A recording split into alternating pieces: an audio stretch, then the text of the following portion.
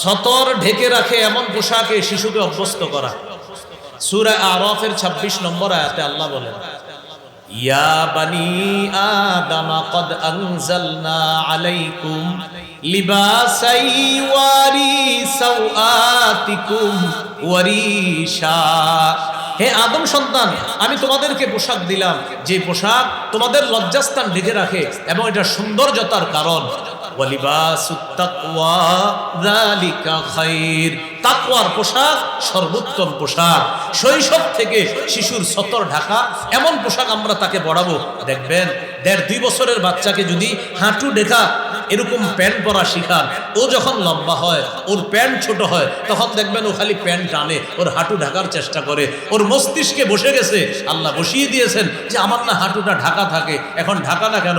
শুকরিয়া আদায় করবেন যে আমার রব আমার শিশু সন্তানের বুঝ দিয়ে দিছে হাঁটু ঢাকা রাখতে হবে। এ হলো 10 নম্বর। 11 নম্বর, সাদা পোশাকে অভ্যস্ত করা। সাদা পোশাক সর্বোত্তম পোশাক। আবু দাউদের 4061 নম্বর হাদিস, قال رسول الله صلى الله عليه وسلم البسوا من ثيابكم البياض فإنها خير ثيابكم। রাসূলুল্লাহ সাল্লাল্লাহু আলাইহি সাল্লাম বলেন, তোমরা তোমাদের পোশাকের মধ্য থেকে সাদা পোশাক পরিধান করবা, কেননা এটা সর্বোত্তম পোশাক। ওয়াকাফিনু ফিহা মাউতাকুম, তোমাদের মধ্যে যারা মৃত তাদেরকেও সাদা পোশাক পরাবা। কি শিখলাম? জীবিতরাও সাদা পোশাক পরবা, মৃতদেরকেও সাদা পোশাক পরিধান করাইবা। এই জন্য জীবিত অবস্থায় সাদা পোশাক পরলে আপনার যেন মাঝে মাঝে মনে হয় আমি জীবিত সাদা পোশাক পরে আসি, মারা যাওয়ার পর আমার আত্মীয় স্বজনরা আমাকে সাদা পোশাকেই কবরে রেখে আসবে। এই হলো 11 নাম্বার।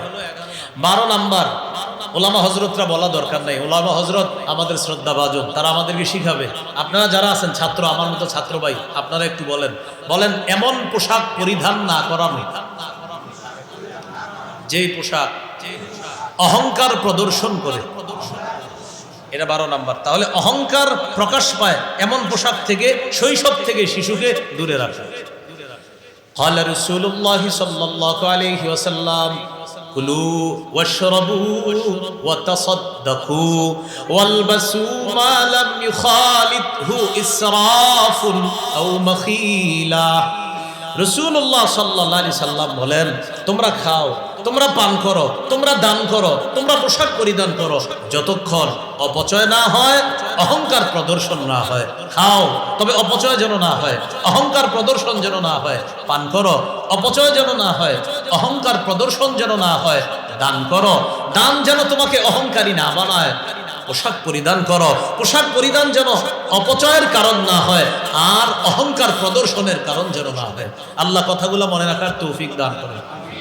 13 নাম্বার, ছেলে শিশুকে রেশম থেকে দূরে রাখা। আমি আবার বলছি, ছেলে শিশুকে রেশমের কাপড় থেকে দূরে রাখা। ছেলে শিশু, قال رسول الله صلى الله عليه وسلم أحل الذهب والحرير لأناس أمتي وحرم على ذكورها। আমার উম্মতের মেয়েদের জন্য রেশম বৈধ, স্বর্ণ বৈধ। আমার উম্মতের ছেলেদের জন্য রেশম হারাম, স্বর্ণ হারাম। আমার উম্মতের মেয়েদের জন্য রেশম হালাল, স্বর্ণ হালাল। আমার উম্মতের ছেলেদের জন্য রেশম হারাম, স্বর্ণ হারাম। তাহলে মেয়েদের জন্য স্বর্ণ হালাল, রেশম হালাল, ছেলেদের জন্য স্বর্ণ হারাম, রেশম হারাম। প্রশ্ন হলো, হুজুর শিশু তো, ওরেও স্বর্ণ পরানো যাবে না? না, ওরে অভ্যস্ত করবেন না, কারণ ওর মাঝে যেন স্বর্ণ আর রেশমের প্রভাব না আসে। তাই শৈশব থেকে রেশম স্বর্ণ থেকে ছেলে শিশুকে দূরে রাখে। কত হলো? 13। 14 নাম্বার, আল্লাহু আকবার পড়েন। আমাদের নবীজি জুতা পরাও শিখিয়ে দিচ্ছে। হ্যাঁ, কি পরা? জুতা পরা। 14 নাম্বার অধিকার, শিশুকে জুতা পরা শিখাবেন। এই জন্য আল্লাহু আকবার বললাম যে আমার নবী কত মায়ার নবী, জুতা কিভাবে পরবো এটাও শিখাই দিয়েছে। قال رسول الله صلى الله عليه وسلم لا تمشي في نعل واحد। রাসূলুল্লাহ সাল্লাল্লাহু আলাইহি সাল্লাম বলেন, এক পায়ে জুতা পরিধান করে চলবা না। এক পায়ে জুতা পরে চলবা না। বুখারীতে আসছে লিউনইলহিমা জামিআ আও লিউহফিহিমা জামিআ, হয়তো দুই পায়ে জুতা রেখে চলবা, না হয় দুই পা খালি রেখে চলবা। হয়তো দুই পায়ে জুতা রেখে চলবা, না হয় দুই পা খালি রেখে চলবা। কত গেল? 14 নাম্বার। 15 নাম্বার, সব কিছু ডান দিক থেকে করার শিক্ষা দেওয়া। বুখারী 168 নম্বর হাদিসে আছে আয়েশা সিদ্দিকা রাদিয়াল্লাহু তাআলা আনহার বর্ণনা, কানা রাসূলুল্লাহ সাল্লাল্লাহু আলাইহি ওয়াসাল্লাম ইউজিবুহু তায়াম্মুনু ফিত তানাউলি ওয়াত তারাজ্জুলি ওয়া তুহুরিহি ওয়া ফি শানিহি কুল্লিহি। রাসূলুল্লাহ সাল্লাল্লাহু আলাইহি সাল্লাম সবকিছু ডান দিক থেকে পছন্দ করতেন।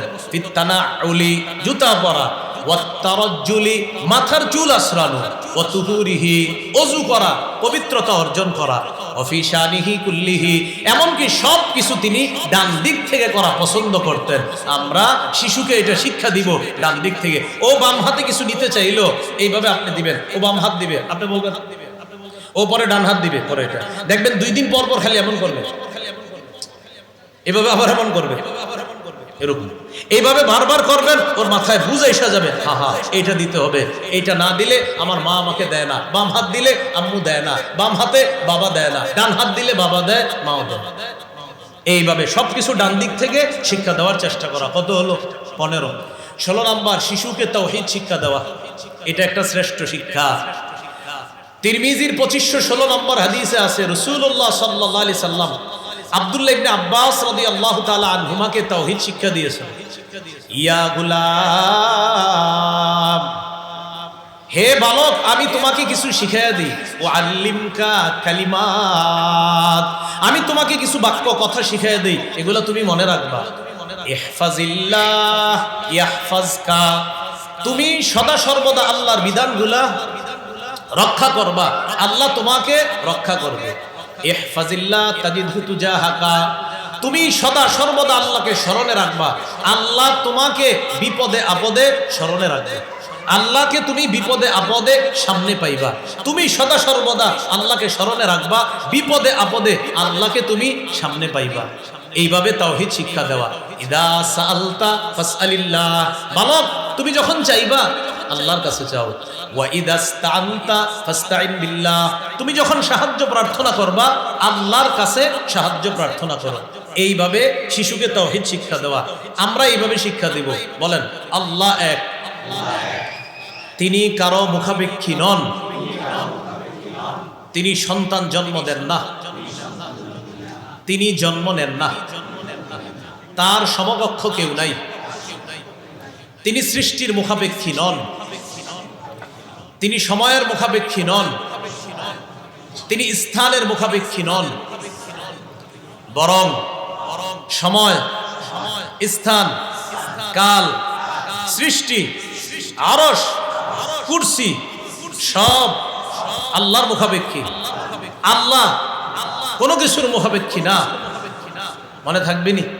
এইভাবে তাওহীদ শিক্ষা দেওয়া। কত গেল? 16। 17 নাম্বার, ইমানি তরবিয়ত শিক্ষা দেওয়া। কি শিক্ষা দেওয়া ভাই? ইমানি তরবিয়ত শিক্ষা দেওয়া। ভাই একটু পরে ফ্যানগুলো ইয়া করেন, গুরুত্বপূর্ণ আলোচনা চলতেছে। আল্লাহর রাস্তায় আমার দরকার নেই, বাতাস আমার দরকার নেই, একটু আলোচনাটা করতে দেন, মানুষ কিছু শিখতেছে, দরকার নেই, ফ্যান ট্যান দরকার নেই, আল্লাহর রাস্তায় কিছু লাগবে না, এই কিছুক্ষণের মধ্যে শেষ হয়ে যাবে। আল্লাহর রাস্তায় ফ্যান ট্যান নিয়ে হাঁটাহাঁটি করেন, একটু রাখেন, মানুষগুলা মন দিয়ে শুনতেছে কথাগুলো। এটা লাগবে না ইনশাল্লাহ, হুজুর কষ্ট নিয়ে না, নিয়ে নেন। 17 নাম্বার, শিশুকে ইমানি তরবিয়ত শিক্ষা দেওয়া। 16 নাম্বার তাওহীদ শিক্ষা দেওয়া, 17 নাম্বার ইমানি তরবিয়ত শিক্ষা দেওয়া। ইমানি তরবিয়তের মধ্যে শ্রেষ্ঠ একটা তরবিয়ত, সেটা হলো ইমানের দাবি, লা ইলাহা ইল্লাল্লাহর শ্রেষ্ঠ দাবি হলো নামাজ। কি দাবি ভাই? নামাজ। এজন্য আমরা সবাই আজকে বলি, বলেন, হাজার ব্যস্ততার মাঝে সর্বাধিক গুরুত্ব দিব নামাজ। এখানে অনেক ছাত্র ভাইয়েরা আছেন, স্কুল, কলেজ, ইউনিভার্সিটির ছাত্র ভাইয়েরা আছেন, পর্দার আড়ালে বিভিন্ন বাসা বাড়িতে আমার মা বোনেরা আছেন। আপনারা আপনাদের পড়ার টেবিলের সামনে এই লেখাটা লিখে রাখবেন, হাজারো ব্যস্ততার মাঝে সর্বাধিক গুরুত্ব দিতে হবে একটি কাজ, সেটি হলো নামাজ। এখানে দায়িত্বশীল ভাইয়েরা আছেন, কমিশনার আছেন, আবার এমপি পদপ্রার্থী যিনি উনিও ছিলেন, অনেকে ছিলেন, অনেকে আছেন। আপনাদের প্রতি আবদার থাকবে, আপনারা আপনাদের দায়িত্বে যদি আল্লাহ বসায়, দায়িত্বের এই চেয়ারটার সামনে এই কথাটা লিখে রাখবেন, হাজারো ব্যস্ততার মাঝে সর্বাধিক গুরুত্ব দিতে হবে, সেটা হলো নামাজ। সবাই, আমরা সবাই যে যেই চেয়ারে থাকবো, ওখানে আমাদের প্রধান একটা লেখা থাকবে যে আমার হাজারো ব্যস্ততা থাক, আমার রবের বিধান এটা সময় অনুযায়ী পালন করতে হবে। সেটা কি? তাহলে ইমানি তরবিয়তের শ্রেষ্ঠ একটা দাবি, সেটা হলো নামাজ শিক্ষা দেওয়া শিশু। 7 বছর বয়সে শিশুকে নামাজের আদেশ করা, 10 বছর বয়সে প্রয়োজনে তাকে মৃদু আঘাত করা। এখন আপনার সন্তান 7 বছর বয়স হলেই যে আপনার কথা শুনবে এমন না। এই জন্য কি করতে হবে? শৈশব থেকে ওর সামনে মাঝে মাঝে নামাজ পড়তে হবে। ওর মা যখন ও দোলনায় থাকবে, মা ওর পাশে নামাজ পড়বে। ঘুমের মধ্যে থাকলে হঠাৎ যখন চোখ খুলবে দেখবে মা নামাজ পড়ে। আপনি মাঝে মাঝে সুন্নত বাসায় পড়বেন, দেখবেন আপনার 2 বছর 2.5 বছরের শিশু মাঝে মাঝে জায়নামাজে আপনার পাশে দাঁড়ায় যাবে। পরনে কাপড় না থাকলেও মাথায় টুপি একটা দিয়ে দাঁড়ায় যাবে। ছোট মানুষ, এটা যারা বাবা হয়েছেন আপনারা পরীক্ষিত বিষয়টা। ও আপনার দিকে তাকাবে, আপনি কি করেন দেখে আপনার ঠোঁট নড়ে, ও এমন করে ঠোঁট নাড়তেছে। রুকুতে যাওয়ার পর এইভাবে তাকায়, আপনি কি করেন দেখে আপনি কি জানি পড়তেছেন, তো ঠোঁট নাড়ায়। সালাম ফিরানোর পরও আপনার দিকে তাকায়, দেখে আপনি কি জানি পড়েন। হঠাৎ আপনার আঙ্গুলের দিকে লক্ষ্য করে দেখে আপনি এইভাবে কি যেন গনতেছেন, ও আঙ্গুল এমন করে।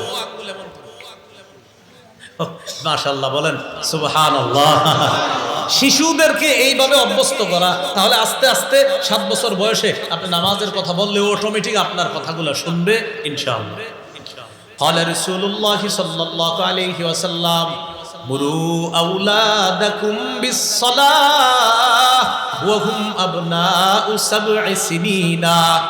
রাসূলুল্লাহ সাল্লাল্লাহু আলাইহি সাল্লাম বলেন, তোমরা তোমাদের সন্তানদেরকে নামাজের আদেশ করো যখন তাদের বয়স 7 বছর হয়। ওয়াদরিবুহুম আলাইহা ওয়া হুম আবনাউ 10 সিনিনা। তাদের বয়স যখন 10 বছর হয় তখন প্রয়োজনে তাদেরকে মৃদু আঘাত করো। এই হলো 17 নাম্বার।